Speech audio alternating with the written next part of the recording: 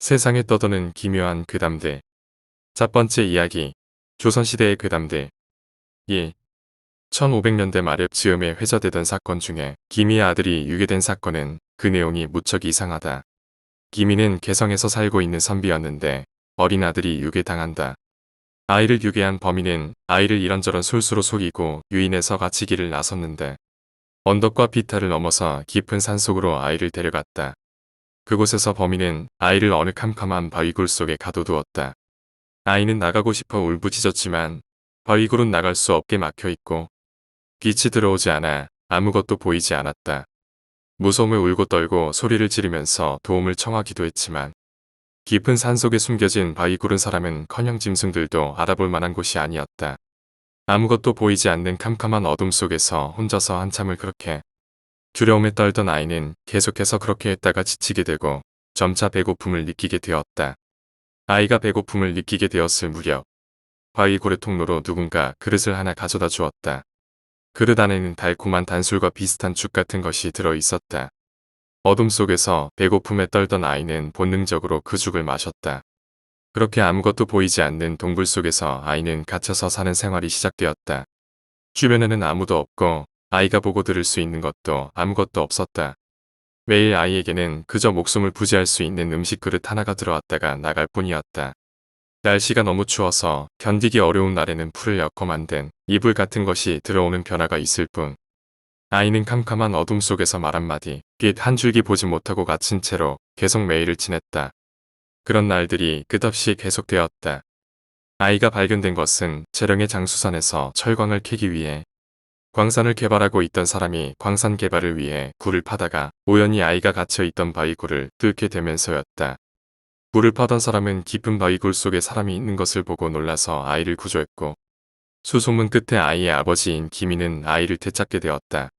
아이를 되찾고 나서 보니 아이가 아무것도 없는 굴 속에 갇혀서 왜 그래야 하는지도 모른 채 오직 매일 죽 한 그릇씩만 먹으면서 계속 지냈던 시간은 무려 6년이었다.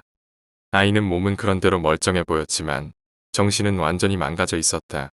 기미는 온 힘을 다해서 아이를 회복시키기 위해 집에서 노력했지만 2년 후 아이는 죽었다. 도대체 범인은 무엇 때문에 기미의 아들을 유괴해서 6년 동안 아무것도 보이지 않고 들리지 않는 곳에 가둬둔 것일까? 그리고 6년 동안 도대체 무슨 사연인지 어떤 이유인지도 모르고 그 어떤 외부와의 접촉도 없이 하루하루 끝없이 죽을 먹는다는 행동만 반복하며 살았던 아이가 끝없이 생각하고 느꼈던 것은 무엇이었을까? 1. 1500년대 중반 무렵 두 선비가 다툰 일 하나가 용지총화에 기록되어 있다. 성균관을 드나들며 공부하던 김윤양과 김복창이 싸운 일인데 김윤양이 볼품 없이 먹을 것만 주섬주섬 챙기는 사람이라고 비웃은 김복창이 김윤양을 심하게 조롱하기 위해 찬이라는 형식으로 글을 지어서 김윤양을 놀린 것이 발단이었다. 김복창이 자신을 비웃는 것을 본 김윤양은 비슷한 방식으로 싸우기 시작했고 마침내 김윤양은 자신이 아는 점술에 대한 지식을 동원해서 김복창은 일찍 죽을 것이다라고 악담을 하게 되었다. 그 말을 들은 순간 김복창은 판단력을 잃고 경로하여 불붙은 숯덩이를 찍어 들고 김윤양의 입속에 지식여 넣어버린다. 타오르는 뜨거운 숯덩이가 입안에 들어온 김윤양은 괴로워 날뛰었다. 좀 더 높은 명망을 떨친 선비들의 또 다른 싸움 이야기로는 이런 것도 있다. 1644년 심기원은 자신의 적인 김자점과 서로 정치판에서 세력 다툼을 치열하게 하고 있었다. 그런데 김자점은 심기원의 허점을 놓치지 않았고 마침내 심기원은 반란을 일으키려 했다는 혐의를 받고 형벌을 받게 되었다. 심기원은 형벌을 집행하는 관리들에게 붙들려서 나무로 만든 형틀 위에 묶이게 되었다. 심기원은 나무로 만든 매로 두들겨 맞은 뒤에 귀양을 가거나 아니면 참수형이나 교수형을 당할 것을 생각하며 각오를 다지고 있었다. 그런데 관리들은 형틀 위에 심기원을 단단히 묶어놓더니 한쪽 다리를 커다란 칼로 내려치려고 하는 것이었다. 심기원은 깜짝 놀라서 도대체 이게 무슨 형벌이냐고 물었고 그러자 형벌을 집행하려는 사람은 김자점 상공께서 분부한 형벌이라고 대답했다. 곧 심기원은 다리 한쪽이 잘려나갔고 차례대로 나머지 다리와 두 팔도 잘려나갔다. 심기원은 사지가 모두 잘려나간 상태에서 피를 뿌리면서 나뒹굴게 되었다. 극심한 고통을 느끼면서 몸뚱이만 남아 신음하도록 한 뒤에 정신을 잃을 때 즈음하여 목을 잘라 죽이는 것이 그 형벌의 끝이었다. 심기원은 형벌을 받으면서 형을 집행하는 칼을 든 사람에게 이렇게 말했다고 한다. 나를 대신해서 김자점에게 전해주시오. 당신도 나와 같이 될 거라고. 심기원이 잔혹한 형벌의 희생양으로 이렇게 죽은 지 7년 후 정말로 공교롭게도 김자점 역시 아들이 반란을 일으키려 했다는 제목으로 같은 방식으로 처형되게 되었다. 이후 이 형벌은 폐지되었다. 3. 1700년대 후반에 한 부유한 집에서 사치스러운 음식을 개발해 먹어서 널리 소문이 난 것이 있었다. 그 음식은 바로 일종의 떡국이었는데 국 속에 들어가는 떡을 극히 교묘하게 만든 것이었다. 귀여운 어린 아이의 모양으로 떡을 빚는데 눈, 코, 입, 귀, 피부를 어린 아이와 꼭 같이 정밀하게 만들고 팔과 다리 또한 진짜처럼 만들었다. 그래서 이 음식은 눈으로 보기에 귀엽고 살아있는 작은 사람처럼 생생하게 꾸미고 귀로 듣기에 국물 속에서 움직이고 국물이 스며들고 나올 때 소리가 먹음직스럽고 코로 맡기에 냄새가 향기롭고 혀에 닿으면 맛이 오묘하고 어린아이 모양의 떡을 이빨로 뜯어 씹을 때 입술과 잇몸에 닿는 감촉이 부드럽고 기분 좋게 만든 것이었다. 이 음식은 널리 소문이 났는데 곧 이 사람은 망하고 말았다고 한다. 그래서 사람들은 음식 사치를 극도로 부리는 자는 망한다는 속설이 맞다고 생각하게 되었다. 다른 예로 1651년 김자점의 가문이 망할 무렵 즈음에 김자점은 모든 음식이 씹기에 단단하다고 투정을 부려서 오직 갓 부화한 직후에 병아리만을 구해다가 알에서 겨우 병아리로 변한 그 직후의 상태로 요리하여 씹어 먹었다고 한다. 4. 조선시대 뱃사람들 사이에 널리 퍼져 있는 속설 중에 임산부가 배에 타고 바다에 나가면 안 된다는 것이 있었다. 당시에도 미신이라는 생각은 있었으나 바다를 다스리는 요망이 물속에서 임산부가 물 위에 올라와 있다는 것을 느끼면 깨끗하지 못하다고 여기고 화를 내면서 큰 비바람을 불러일으켜서 배를 빠뜨리려 한다는 생각을 믿는 사람은 많았다. 그래서 항해하는 도중에 위험한 바람과 파도를 맞이하게 되면 뱃사람들은 타고 있는 사람들 중에 임산부가 없는지 확인하곤 했다. 만약 임산부가 발견되면 다른 사람들을 살게 하기 위해서 배에서 뛰어내리라고 강요하는 경우가 많았다. 학식을 갖춘 선비들은 이러한 행동에 반대하는 경우도 있었지만 물에 빠져 죽을 것이라는 업에 질린 사람들은 모두 한뜻으로 임산부를 탓하며 몰아붙이기 일쑤였다. 그러다 보면 배에 탄 임산부는 몰린 끝에 물에 뛰어들어 익사하곤 했다. 간혹 임산부가 없을 때에는 법에 질린 사람들이 배를 탄 여자를 아무나 임신했다고 몰아붙여서 바다에 내던져 버리는 일도 있었다. 5.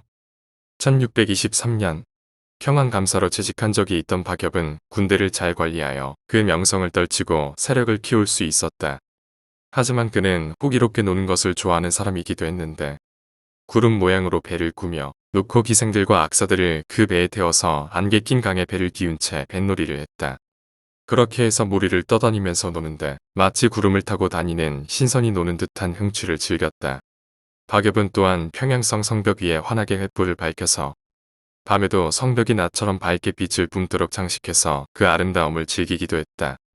박엽은 한편 새롭게 70간 규모의 극장 같은 것을 지어서 평안도 내에 노래를 잘하는 가수 100여 명을 모아놓고 그 안에서 밤새 노래를 듣고 춤을 보며 즐겼으며 여러 가지 음란한 놀이를 하며 놀았다. 그런데 그러던 중 박엽은 한 외국인 주술사에게 사람 1만을 죽여야 살 것이여. 그렇지 않으면 너는 죽을 것이다. 라는 말을 듣게 된다.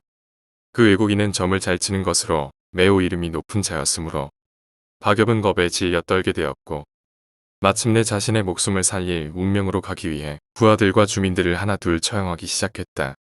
박엽은 1만 명을 죽인다는 목표로 사소한 잘못을 한 사람들도 모두 사형을 시켰는데 애초에 엄한 벌을 내려서 군대를 다스린 사람인 만큼 군인들이 사소한 죄로 사형시켰고 나중에는 자신이 놀고 즐기기 위한 비용을 조달하기 위해 세금을 거둘 때 세금을 바치는데 불만을 품은 사람들을 사형시키기 시작했다. 박엽은 닥치는 대로 사람들을 사형시키고 다녀서 점차 평안도 주민들의 원망을 사게 되었다. 마침 조정에서 든 김자점이 정권을 틀어주면서 반대 세력들을 처단하려 하고 있었으므로 김자점의 반대파였던 박엽의 혹독한 형벌 집행을 문제 삼기 시작했다. 결국 김자점은 박엽을 사형시키도록 하였다. 박엽은 1만 명의 사람을 다 죽이지 못해서 자신이 죽게 되었다고 생각했는데 그게 아니라 박엽에게 죽음을 내린 김자점이 스스로 이름 대신에 쓰던 자가 바로 일만이라는 이름이었다. 이 이야기는 청성잡기에 소개되어 있는데 척발교의 이야기와 구조가 같다고 소개하고 있다. 박엽에 관한 내용 자체는 반대파가 박엽의 죄상에 대해 과장한 측면이 있는 것으로 보인다. 좀 더 앞선 시대의 이야기로는 역시 광평대군의 이야기가 가장 유명하다. 세종대왕은 다섯 번째 아들인 광평대군의 운명에 대해 신분을 숨기고 점을 보게 하였다. 점쟁이는 점을 치는 대상이 광평대군이라는 것을 전혀 모르는 상태로 점을 쳤는데 그 결과 이 사람은 젊은 나이에 못 먹어서 굶어 죽을 운명이라고 예언하였다. 세종대왕은 얼토당토 않은 예언이라고 생각했다. 세종대왕은 임금의 아들이 어찌 굶어 죽겠는가 라고 하면서 역시 점을 치는 것은 미신일 뿐이라고 웃었다. 하지만 그래도 만약을 대비해서 광평대군에게 사고 팔 수 없이 영원히 유지되는 땅에 대한 권리를 내려서 결코 먹을 것이 부족하지 않도록 제도를 마련해 주었다. 1444년 20세의 광평대군은 어느 날 밥을 먹다가 생선가시가 목에 걸리게 되는 데였다. 그런데 아무리 노력해도 이 가시를 뽑을 수가 없었다. 결국 광평대군은 목에 걸린 가시 때문에 아무것도 먹지 못하고 괴로워하다가 굶어 죽었다. 한편 조선 건국 초에는 복진이라는 사람이 여러 가지 주소를 쓰는데 능했다. 복진이 스스로 점을 쳐보니 자신이 죽을 날짜를 알게 되었고 또 점을 쳐보니 자신의 목숨은 임금에게 달려있다는 점괘가 나왔다. 복진은 임금에게 찾아가 자신의 목숨을 구해달라고 사정해야겠다고 생각했는데 궁궐 속으로 들어가 임금이 있는 곳까지 갈 방법이 마땅치 않았다. 복진은 둔갑소를 여러 가지로 연구하고 연습해서 마침내 몸을 숨기고 궁궐 속을 들어갈 수 있는 방법을 고안했다. 복진은 열심히 몸을 숨기는 방법을 연습해서 자신이 죽을 날짜가 다 와서야 겨우 몰래 궁궐 속으로 숨어 들어갈 수 있게 되었다. 복진은 몰래 임금 앞에 나타났다. 그리고 임금에게 목숨이 달려있음을 말하고 도움을 구하려고 했다. 그런데 임금은 복진을 보자 깜짝 놀라더니 몸을 숨기고 궁궐을 침범해 깊은 곳까지 들어왔으니 죄가 무겁고 참으로 위험하다. 라고 하고는 궁궐 속에 몰래 침범한 죄로 복진을 붙잡아 그날로 사형시켜버렸다. 6. 1498년 사망한 이륙은 광주에 사는 80세가 넘은 한 노인이 평생을 살면서 본 가장 이상한 것 두 가지를 듣고 기록에 남겨놓았다. 그 첫 번째 이야기는 남해에서 본 한 사람에 관한 이야기다. 노인은 젊은 시절 어떤 사람이 남해 해변에서 죽는 모습을 보았다. 이 사람은 이상한 병을 앓고 있었는데 시체를 치워줄 사람이 없어서 바닷가에 쓰러진 모습 그대로 나뒹굴고 있었다.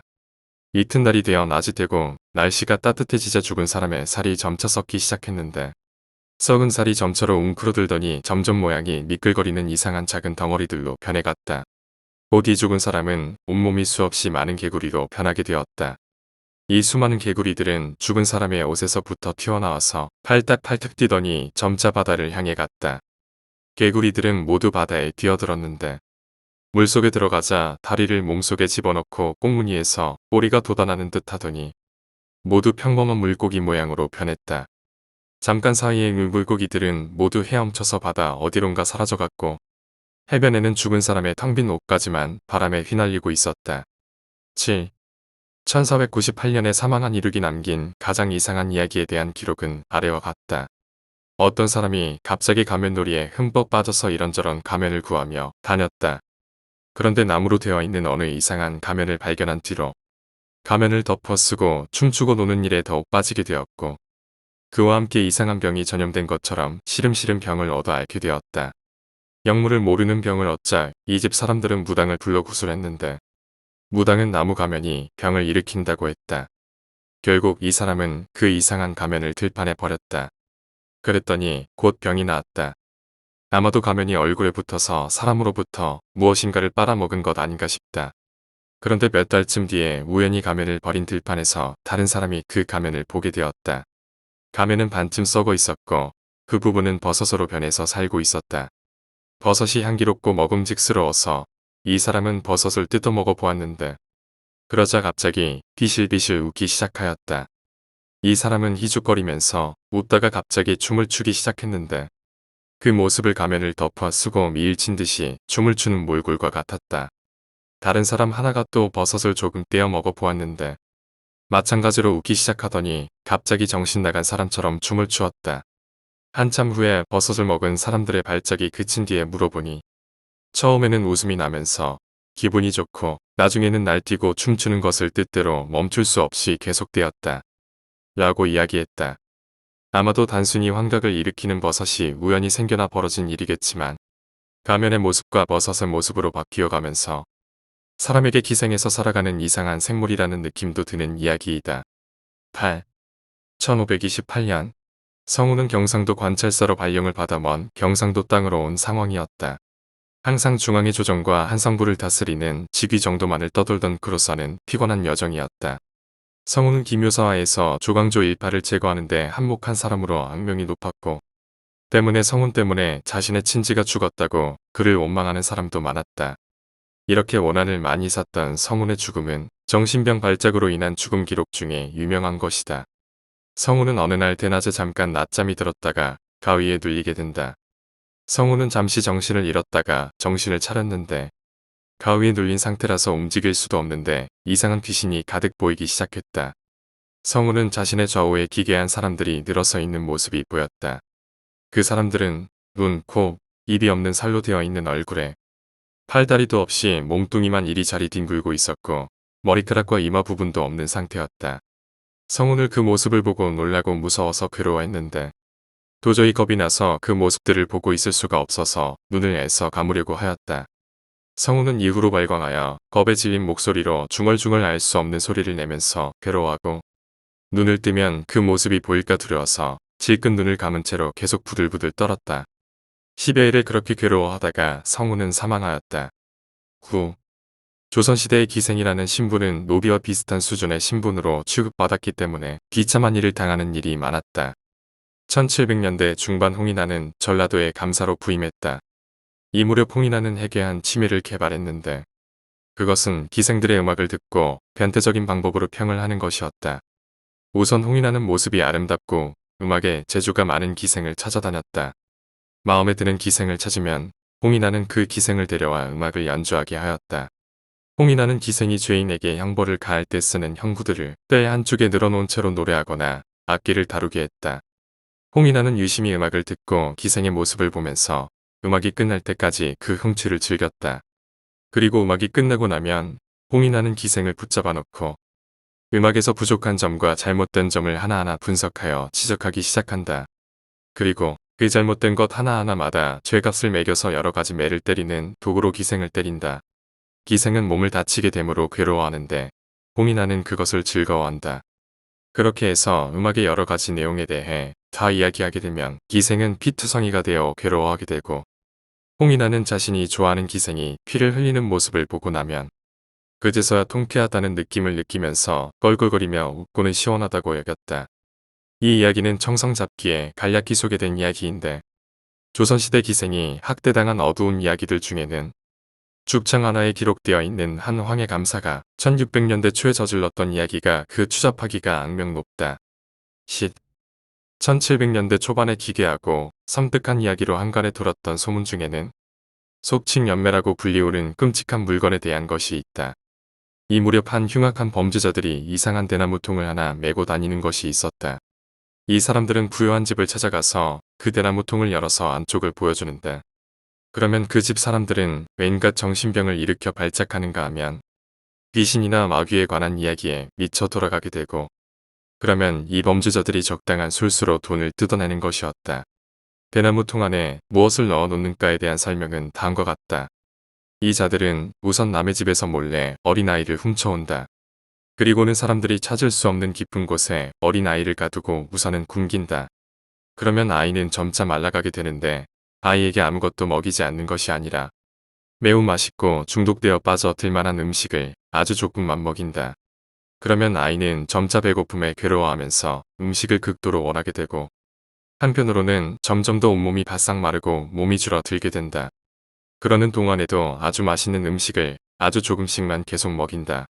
그러다가 아이가 죽기 직전까지 버틸 수 없을 만큼 흉측할 정도로 마르게 되면 조금씩 먹이던 음식을 한 움큼 대나무통 한 중앙에 넣어서 아이에게 준다.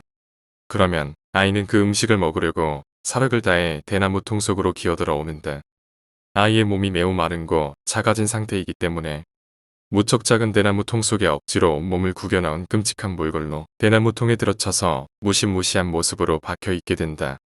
그러면 바로 그 순간 날카로운 칼로 번개처럼 빠르게 아이를 찔러서 그 모습 그대로 안에 들어쳐서 죽게 만든다. 그러면 좁은 통 속에 마른 아이가 끔찍한 몰골로 들어쳐 있는 연매가 완성이 되고 대나무 통 뚜껑을 닫아 들고 다니는 것이다. 이것을 세상에서 그 모습을 상상하기도 어려울 만큼 무서운 모양이라고 말한다. 1763년에 사망한 이익은 기록에서 비참하게 죽은 아이의 귀신을 이용해서 협잡을 부릴 수도 있는 술수라고 설명하고 있는데 조정에서 가장 심각한 범죄로 단속을 했으므로 당시에는 거의 소멸된 상황이라고 소개했다. 12. 1590년에서 1592년 초에 이르기까지 당시 서울에서는 등등곡이라는 이상한 춤을 추며 정신없이 노는 놀이가 크게 유행하였다. 이것은 일부러 정신나간 행동을 따라하면서 미친 사람 흉내를 내면서 날뛰고 노는 행동이었는데 주로 부유한 집안의 자제들이 모여서 일부러 바보짓을 하고 미치광이처럼 설치는 것이었다. 희죽희죽 웃는 표정으로 짐승 같은 동작으로 아무렇게나 마구 몸을 흔들며 춤을 추는 가하면 밤새 깔깔거리고 웃으면서 뒹굴고 그러다 갑자기 엉엉 울기도 하면서 사람이 사람 같지 않다네 따위의 말을 서로 소리 지르며 주고받았다. 이 놀이를 할 때에는 기괴한 귀신, 괴물, 도깨비의 모습을 만들어서 가면을 쓰고 괴상한 옷을 입고 뛰어다니기도 했고 정상적인 것이 아닌 겉모습, 사람이 보통 떠올리기 힘든 모습을 일부러 찾아서 몸에 걸치기도 했다. 이들은 무당의 모습이나 기괴한 행색 따위를 일부러 따라해서 서로서로 미친 모습을 자랑했고 도저히 설명할 수 없는 정신 나간 듯한 동작만을 계속하며 밤새 놀았다.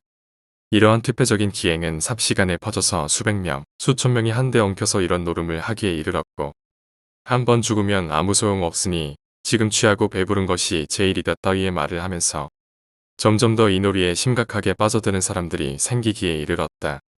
결국에는 아무 생각 없이 이렇게 무작정 이상한 행동을 하면서 놀기만 하다가 모든 재산을 다 날리고 거린이 되는 사람들까지 나타날 지경에 이르렀고 유명한 선비와 명문가의 자제들 중에서도 정유성, 백진민, 유흑신, 김두남, 이경전, 정협, 김성립 등이 이 등등곡을 즐긴 것으로 알려지게 되었다.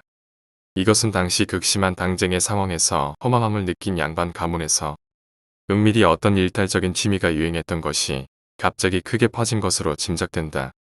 조선 후기의 여러 서적에서는 이것이 임진왜란 직전의 망조를 상징한다는 식의 해석도 통용되었다.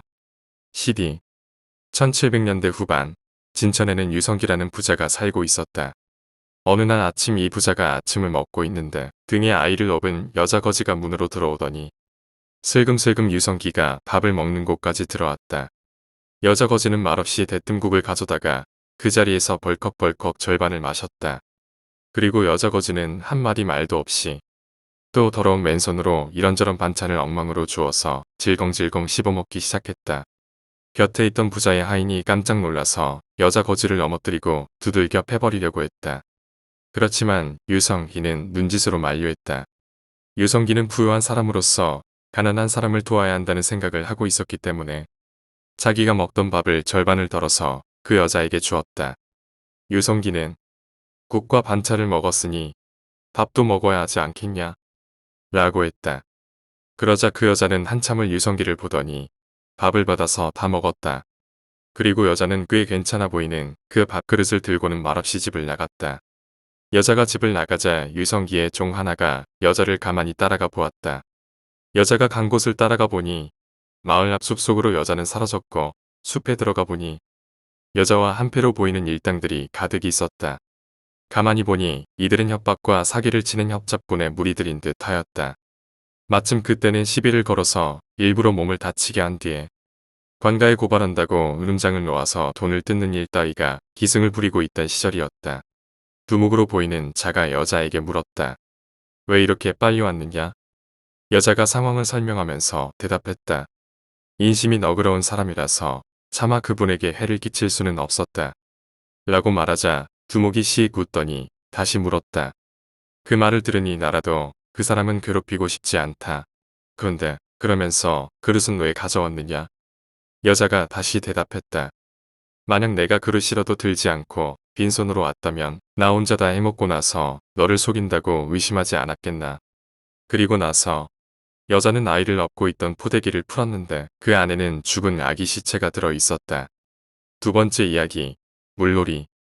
어릴 적 기억을 더듬을 때면 누구나 그렇듯 가물가물하기 마련이지만 감당하기 힘들 만큼 미스테리했던 기억만은 또렷이 떠오른다. 때는 지는 듯한 무더위가 이어지던 한여름 한창 뛰어놀기 바쁘던 철없는 소년이었을 적 이야기다. 지금이야 고층 빌딩과 갖은 건물들로 울창한 숲을 이루는 그 자리가 예전엔 시원한 소나무와 계곡으로 가득했고 동네 개구장이 꼬마들은 짝을 이루어 저마다 물장구 치며 놀기 일쑤였다. 국민학교의 수업 시간은 고작 오후 4시 즈음이면 종을 울렸고 나를 포함한 동네 꼬마들은 뭘 하고 놀까 궁리하기 바빴다. 친구 중 가장 활발했던 A가 물놀이 가길 권하였고 함께 있던 B는 흔쾌히 같이 가기로 마음먹고 덩달아 우리를 꼬드기기 시작했다. 허나 나와 내 친구들은 그 폭염에 지쳐 물장구질 할 기운마저 없었고 은근히 가고 싶어 했던 친구 C의 팔목을 끌며 난 집으로 향했다. 땅거미가 어둑어둑 치고 저녁을 배불리 먹은 나는 9시가 땡 하자마자 잠에 빠졌고 노곤하게 꿈속으로 빠져든 나는 오후 4시 학교 운동장으로 돌아가 있었다. 꿈속에선 그날 겪었던 일들이 데자뷰처럼 진행되고 친구 A와 B는 여전히 나와 친구들에게 물놀이를 권하고 있었다. 어찌된 일일까? 꿈속에서 마저 나는 무더위에 지쳐 있었고 C의 발목을 잡고 집으로 향하려던 찰나 C가 내 손을 뿌리치며 말했다. 난 그냥 물놀이 하러 갈란다. 어깨동무를 한 채 가볍게 발걸음을 옮기는 그들을 멍하니 쳐다보며 나는 나지막하게 잠에서 깨었다. 다음날 아침 등교길 이호상한 꿈 얘기를 그들에게 들려주고 싶었던 나는 끝끝내 그들을 만나지 못했다. 일주일이 지난 뒤에야 A와 B가 계곡에 빠져 죽었단 소리를 듣게 되었지만 C의 의문스런 죽음에 대해선 전혀 알 길이 없었다. 옷 어른들에게 아무리 캐물어도 쉬쉬할 뿐 어떠한 대답도 듣지 못했다. 지금에서야 돌이켜보면 그 꿈속에서 나 역시 C처럼 물놀이를 따라갔다면 어떻게 됐을까 하는 의문뿐이다. 난 그 후로 종종 꿈속에서 물가에 빨려 들어가는 악몽을 꾸곤 한다. 세 번째 이야기, 왕따. 왕따를 당해서 자살을 할 바에야 차라리 따돌리는 놈을 죽이면 되잖아. 이런 이야기를 이따금씩 보곤 한다. 솔직히 과격한 이야기라고 생각한다. 내 중학교 시절 친구 중 저런 이야기를 했던 S라는 녀석이 있다. S는 성격이 밝은 데다 덩치가 제법 있는 열혈남이었다. 왕따 같은 것과는 전혀 상관이 없는 녀석으로 기억한다. 나라면 차라리 저렇게 할 거야. 그냥 죽어버리는 건 너무 한심하지 않냐? 어느 방송사에서 특집으로 왕따에 관해 방영한 다음 날 S는 이렇게 말했다. 다른 아이들의 의견은 어땠는지 잊어먹었지만 S가 콧김을 거세게 내쉬며 그렇게 말했던 것만은 지금도 생생히 기억하고 있다. 중학교를 졸업하고 나서 나는 S와 사이가 멀어졌다. 원래 자주 어울리는 패거리가 아니었던 데다 학교도 갈렸던 것이다. 그런데 졸업 후 반년쯤 지날 무렵 나는 묘한 소문을 듣게 되었다. S가 고등학교에 와서 따돌림을 당하고 있다는 소문이었다. 솔직히 처음에는 그냥 상상이 안 됐다. 차라리 S가 따돌리는 역할이면 모를까. 따돌림을 당한다는 것 자체가 생각 외의 일이었던 탓이다. 그 소문을 듣고 얼마 지나지 않아 갑자기 S가 우리 집에 전화를 건 적이 있다. 그 전까지 S는 나에게 한 번도 전화를 하지 않았었다. 무슨 일인가 갸우뚱거리며 어머니에게 수화기를 건네받았다. 여보세요. 여보세요. S냐? 야. 응. 야, 오랜만이다. 잘 지내냐? 저기. 응. 아니야. 아무것도 아니야. 미안. 그리고 S는 전화를 끊었다. 그 전화를 받고 나서야 비로소 나는 S가 정말로 왕따를 당하고 있을지도 모른다는 생각이 들었다. 확실히 목소리는 S였지만 완전히 다른 사람과 이야기하는 느낌이었다. 몹시 안절부절하고 있는 것이 목소리만으로 느껴졌다. 다음 날 중학교 때부터 친구였던 녀석에게 그 이야기를 했다. 그런데 그 녀석도 S에게 전화를 받았다는 것이다. 나랑 비슷한 즈음에 제대로 이야기도 하지 않고 전화를 끊었다는 것이다. 그리고 그날 점심시간 친구에게 전화가 왔다.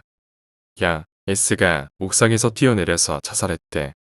충격적이었다. 나중에 안 것이지만 유서도 있었다. 원인은 역시 왕따였다.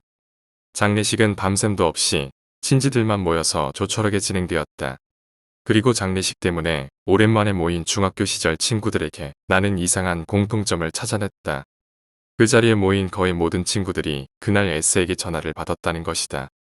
그렇지만 S는 그 누구에게도 자세한 이야기를 하지 않고 전화를 끊었던 모양이다.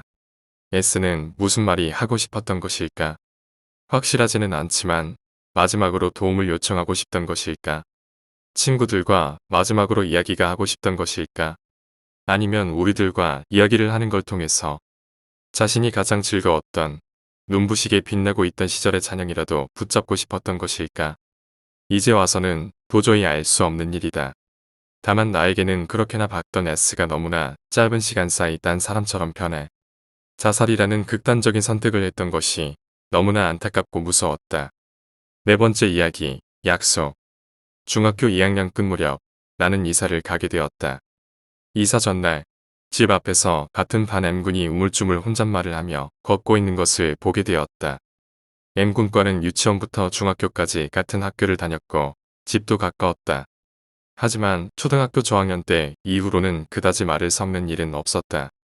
M군은 조금 뚱뚱해서 운동신경이 둔했고 마음이 약하고 친구가 적은 타입이라 나와는 영 맞지가 않았다. 그렇기 때문에 지금 와서 생각해보면 내가 도대체 왜 M군에게 말을 걸었던 것인지 나조차도 모르겠다. 그렇지만 그때 나눴던 이야기만은 지금도 분명하게 기억하고 있다. 뭘 중얼거리고 있는 거요? 이상한 약속을 했어. 이상한 약속을 했어. 누구랑 무슨 약속을 했는데? 약속이니까 말하면 안 돼. 하지만 너는 이사 가는 거지? 그럼 괜찮을까? 내가 아니게 되어버려. 아, 역시 안 되겠어. 약속이니까 말하면 안 돼. 그리고 M군은 가버렸다. 그리고 지난달 2학년 때까지 다니던 중학교 동창회가 열렸다. 도중에 전학을 가긴 했지만 나한테도 전화가 와서 참석하게 되었다. 그리운 얼굴들이 하나하나 보이는 사이 모르는 얼굴이 하나 있다. 게다가 굉장히 잘생겼다. 나는 친구에게 저 사람 누구야? 라고 물었다. 친구는 M군이잖아. 라고 가르쳐줬다. 나는 놀라서 M군 완전히 변했네. 딴 사람 같다. 옛날에는 살이 꽤 쪘었는데. 라고 말했다. 그런데 친구는 M군은 옛날부터 인기 좋았잖아. 지금이랑 똑같은데. 라고 말하는 것이었다. 다른 친구들도 M군은 스포츠 만능의 리더십이 있고 인기가 많았다는 나와는 완전히 다른 기억을 가지고 있는 것 같았다. 그날은 M군과 이야기하지 못하고 돌아왔다. 집에 돌아와서 나는 M군이 찍혀 있었을 단체 사진과 초등학교 때의 졸업 앨범을 찾았지만 도차 찾을 수가 없었다. 겨우 찾아낸 사진은 유치원 때의 것이었다. 조금 뚱뚱한 어린 시절의 M군이 찍혀 있었다. 어머니와 누나에게 M군의 사진인 것을 확인하고 인상을 물어보면 내가 기억하는 것과 같다. 그래서 나는 중학교 친구에게 중학교 졸업 앨범을 빌려왔다. 거기에는 동창회에서 내가 봤던 멋진 모습의 M군이 찍혀 있었다. 내가 마지막으로 만나고 겨우 1년밖에 지나지 않았을 때의 사진인데도 어머니와 누나도 이건 M군이 아니잖아. 라고 깜짝 놀라고 있었다. 묘하게도 앨범에 있는 M군의 롤링 페이퍼에는 나는 나야. 약속이니까. 라고 써 있었다. 다른 친구에게 이 이야기를 해봤지만 잠시 못 본 사이에 말도 안 되게 멋져지는 녀석도 종종 있어. 라는 이야기만 들었다. 그렇지만 중학교 동창들과 내 기억이 완전히 다른데다 M군과 마지막으로 나눴던 대화가 마음에 계속 걸린다. 5번째 이야기. 흑더미. 날은 아침부터 더웠다. 자기 방에서 게임에 몰두하고 있던 소년의 귀에 어머니의 질책이 들려왔다. 얘, 게임만 하지 말고 정원 좀 정리하렴. 엄마랑 약속했잖니. 소년은 생일에 가지고 싶은 게임을 사는 대신 여름방학 때 매일 아침 정원에 잡초를 뽑기로 약속했던 것이다. TV 화면에서 시선을 돌려 창밖을 보니 구름 한 점 없이 탁 트인 시원한 푸른 하늘이 보였다. 조금 짜증이 난 것 같은 표정의 소년이었지만 단념한 것 같다. 게임기의 전원을 끄고 대충 정리한 후 종종 걸음쳐서 아래층으로 내려간다. 손바닥만 하다는 말이 어울릴 만큼 작은 정원이었지만 그래도 초등학생인 소년에게 정원 정리는 중노동이었다. 익숙하지 않은 자세에다 한여름에 타는 듯한 더위가 내려쪼인다. 10분도 되지 않아 소년은 온몸이 땀투성이가 된다. 사방 1미터도 정리하지 않았지만 소년은 앓는 소리를 내며 비틀비틀 정원한 구석에 은행나무로 다가간다. 푸르디 푸르게 잎이 우거진 이 정원에서 유일하게 그늘이 있는 곳이다. 나무 밑에 앉아서 소년은 숨을 돌린다. 바람은 그다지 불지 않지만 그래도 햇빛을 그대로 받는 것보다는 훨씬 낫다. 살 것 같다고 느끼는 와중에 소녀는 자신이 앉아있는 곳이 조금 튀어나와 있다는 것을 알아차렸다. 불룩하게 마치 무엇인가 묻혀있는 것 같은 모양이다. 소녀는 심심한 나머지 그곳을 파보기 시작했다. 몇 분 지나지 않아 그것이 땅 속에서 나타났다. 기묘하리만치 흰 그렇지만 얼룩덜룩 보라색으로 변색된 가냘픈 팔 그 손끝의 약지에는 백금으로 만들어진 반지가 끼워져 있었다. 소녀는 그 반지를 알고 있다. 그것을 알아차리자마자 소년의 머릿속은 완전히 어지러워진다. 그렇다면 아까 자신에게 정원을 정리하라고 시켰던 그 목소리의 주인은 도대체 누구일까? 엄마. 중얼대려는 도중 어느새 툇마루에서 나오고 있던 어머니와 눈이 마주쳤다. 수직에 가깝게 위로 쭉 찢어진 눈, 귀 부근까지 크게 웃는 것처럼 찢어 갈라진 입 이상한 얼굴의 어머니였다. 그날도 아침부터 더웠다. 소녀는 어머니와의 약속대로 오늘도 땀투성이가 되어가며 풀 뽑기에 열심이다. 그 덕인지 정원은 이전보다 훨씬 산뜻해져서 훨씬 보기 좋게 변해 있다. 은행나무는 오늘도 나무 그늘을 만들고 소년이 바람을 쐬러 오는 것을 기다리고 있다. 그리고 그 밑동에는 수북하게 쌓인 흙더미가 둘 놓여 있다. 6번째 이야기, 친구 집. 지금은 초등학교지만 국민학교라 불리던 당시 3학년 때였죠. 그 당시는 밤하늘을 쳐다보면 은하수라 불릴 만한 별의강이 펼쳐진 밤하늘이어서요. 각설하고 당시 3학년이던 저는 동네 불알 친구 2명이랑 같이 여름방학 숙제를 하고 있었죠. 친구의 집은 지금 생각해도 좀 음침한 일본식 집이고 꽤 큰 집이어서요. 후에 그 집이 일본인 관리가 살던 집인 걸 알았지만요. 친구들과 저는 제 딴엔 열심히 숙제를 하다 마루에서 더운 여름 날씨와 점심 먹은 직후라 식곤증에 잠이 들었죠. 그때부터였죠. 꿈에 일본 귀신이 나온 겁니다. 얼굴은 기억이 안 나고 새하얀 얼굴에 검은 산발 거기다 파란 체크무늬 기모노였죠. 문제는 발이 안 보여 꿈속이라도 귀신인 걸 쉽게 알겠더군요. 이 귀신이 손에는 30cm의 대침을 들고 친구와 저희를 쫓아다니더군요. 그 일본식 집은 낮에도 어두운 데가 많아서 친구 집이라도 저런 돌아다녔는데 꿈속에선 어마어마한 미로더군요.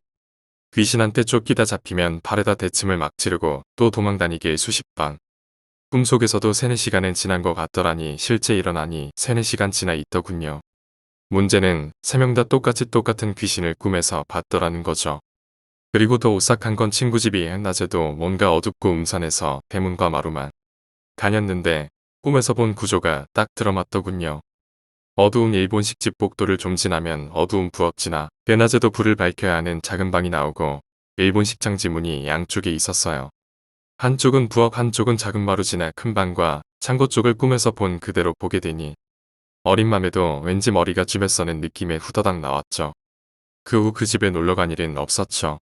지금도 생각해보면 3명이 동시에 똑같은 귀신을 꿈에서 보고 일어난 후 다리가 셋 다 저려서 못 일어나고 생판 들어가보지 않은 집 구조가 꿈과 같으니 이게 현실인지도 가끔 생각납니다.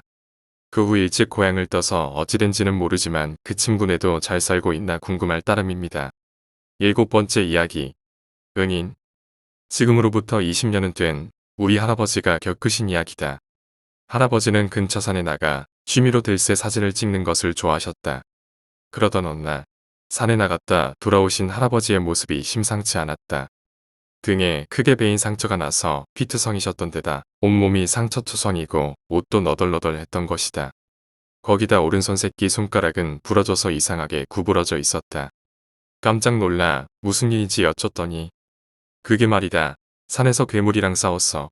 진짜로 위험했지 뭐냐? 라는 대답이 돌아왔다. 가족들은 모두 어이없어 했지만 일단 이야기를 들어보기로 했다. 할아버지는 평소처럼 산속 깊이 들어가서 산새를 찾고 계셨다고 한다. 한참 돌아다니다 지친 할아버지가 그루터기에 걸터 앉아 도시락을 드시기 시작하셨는데 문득 등 뒤에서 이상한 낌새가 느껴졌다고 한다. 뒤를 돌아보려던 순간 무엇인가로 등이 크게 베이고 엄청난 힘에 밀려서 할아버지는 그만 넘어지고 마셨다고 한다. 뒤에 있던 괴물은 흥 하고 크게 숨을 쉬고 있었다. 갈색 털이 덥수룩하게 자라 있었고 뿔은 없었지만 머리는 컸다고 한다. 뾰족한 손톱이 자란 앞발을 들이대며 두 발로 서 있는 난생 처음 보는 짐승이었다고 한다. 할아버지는 본능적으로 도망가봤자 어쩔 수 없다는 생각에 싸우기로 마음을 먹었다고 한다. 등산용 나이프를 가지고 계셨기 때문에 그것을 무기 삼아 싸우기 시작했지만 도저히 버틸 수가 없었다. 이리저리 짐승의 몸에 몇 군데 나이프를 찔러 넣었지만 그놈은 물러서지 않고 예리한 손톱으로 계속 공격을 해왔다. 결국 할아버지는 죽음을 각오하셨다고 한다.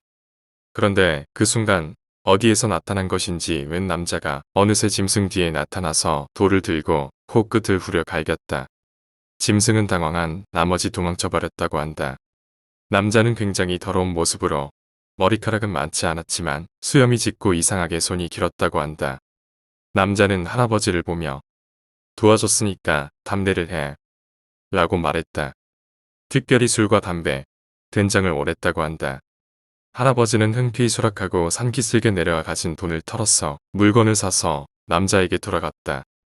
남자는 그루터기에 앉아 할아버지의 도시락을 먹으며 카메라를 가지고 놀고 있었다고 한다.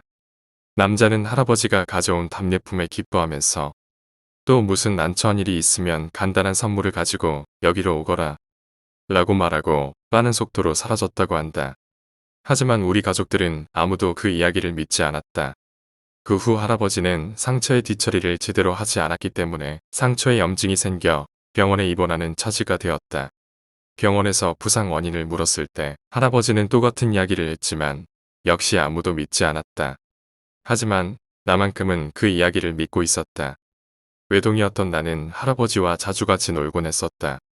어머니는 안 된다고 하셨지만 나는 몰래 할아버지를 따라 산에도 가곤 했었다. 그리고 할아버지는 산에 갈 때마다 선물이라면서 한 잔의 술을 가져가서 그때 그 그루터기에 올려놓으셨다. 아마 그놈도 괴물이긴 매 한 가지일 거야. 하지만 은인에게 의리를 다하지 않으면 안 된단다. 이렇게 여기에 올려두면 다음에 왔을 때는 사라지고 없단다. 그 녀석도 나나 너희 아버지처럼 술꾼인가 봐. 할아버지는 그렇게 말하고 너털웃음을 지으시고 나셨다. 그 짐승에 관해 여쭤봤더니 그때는 당했지만 이젠 괜찮단다. 그 놈의 급소가 코라는 걸 알았으니까 다음에 보면 냉큼 잡아서 신문사에 팔아 버리자꾸나 라고 말하셨다. 그러나 그 이후로 결국 짐승이건 남자건 만날 수가 없었던 것 같다. 할아버지는 돌아가시면서 유언장을 남기셨다. 할아버지가 돌아가신 뒤 그것을 열어보니 유산이나 신변 종류에 나에게 특별히 그 산에 가서 해줬으면 하는 부탁이 적혀 있었다. 그것은 산의 선물을 왕창 가져가서 그 그루터기에 두고 할아버지가 세상을 떠났으니 이제는 가족들을 지켜달라고 전해주라는 것이었다. 가족들은 모두 어이없어 했지만 할아버지의 유언을 무시할 수는 없었기 때문에 내가 대표로 가기로 했다. 나는 친구들 몇 명과 함께 많은 술, 담배, 된장을 가져갔다. 그리고 할아버지의 유언대로 선물 옆에 편지 한 통을 두고 산을 내려왔다. 그로부터 몇 년이 지나갈 즈음 산은 개발 대상이 되어 골프장과 리조트 시설이 생겼다. 관광지로 지정된 부분은 예쁘게 관리되고 있지만 나머지는 쓰레기 투성이에 더러운 산이 되어 버렸다. 열심히 리조트를 유치하려던 공무원들은 희희낙낙하고 있었다. 그렇지만 하늘에서 내려다보실 할아버지는 한탄하고 계실 것 같다. 그때 그 그루터기가 있던 곳은 이제 흔적도 없이 사라져 버렸다. 나는 그 남자는 어떻게 살고 있을까 가끔 생각하곤 한다.